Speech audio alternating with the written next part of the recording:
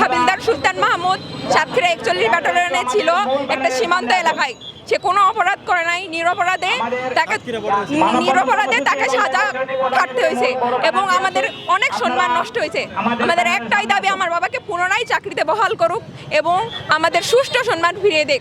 আমরা অনেক বৈষম্যের শিকার হয়েছি, অনেক মানুষের অনেক কটূক্তি কথা শুনছি আমার বাবার শুধু চাকরি যাওয়ার জন্য, কিন্তু আমার বাবার তো নিরপরাধ, কেন চাকরি গেল?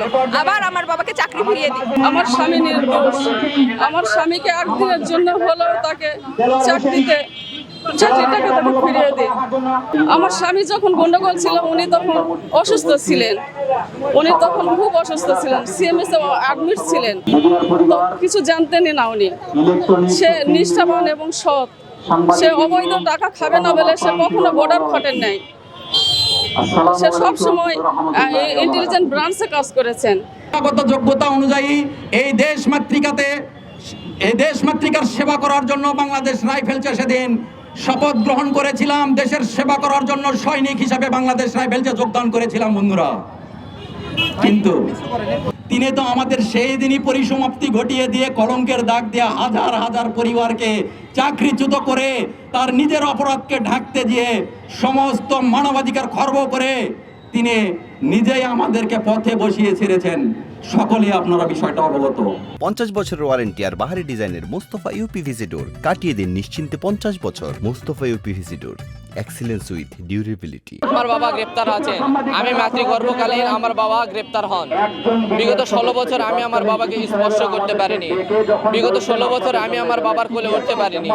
বাবাহারা এক সন্তানের অবস্থা কেমন হতে পারে?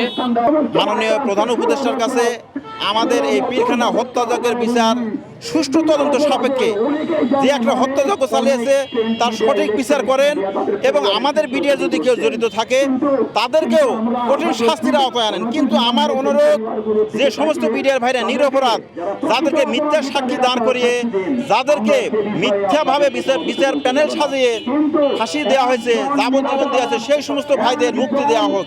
সম্পূর্ণ দোষ এই নিরহ আমরা যারা বিডিআর সবার উপর চাপিয়ে দিয়ে সে নির্দোষ হতে চেয়েছিল। কিন্তু আমরা এই 15, 16, 17টি বছর ধরে আমরা মুখ খুলতে পারিনি।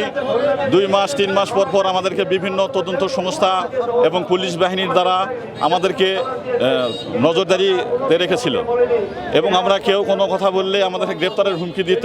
এবং আমাদের যে সাথী ভাইয়েরা এখনও জেলখানায় নির্দোষ, যারা জেলখানায় এখনও বন্দী হয়ে আছে, তাদের যেন অবিলম্বে মুক্তি দেওয়া হয় এবং আমাদের সবাইকে যেন চাকরিতে পূর্ণবল করা হয়। আমাদের দাবি, যারা এই ঘটনার সঙ্গে সম্পৃক্ত ছিল, যারা প্রকৃত দোষী, তাদেরকে শাস্তির আওতায় আনা হোক এবং আমরা যারা নির্দোষ তাদেরকে পূর্ণবহাল করা হোক।